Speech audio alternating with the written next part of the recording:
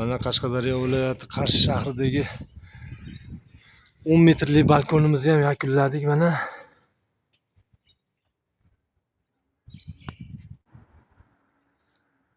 O ikkala Rim kolonnani o'rtasiga stoyka tiqib berdik. Ko'rinishlari ajoyib chiqdi, lekin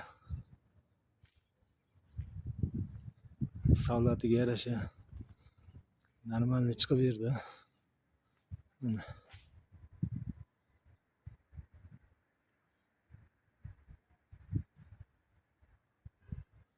bakovoylarni ham chiroyli chiqqan. Bakovoyda ham oxirgi tomonlariga короче bittadan sutun qo'yilgan. 4 sutun ketdi. Stoyka chiroyli chiqdi, xudo xolasa. Kimga shundan ishlar kerak bo'lsa 33 kodi bilan 508 86 86 ga bemalol aloqaga chiqaveringlar.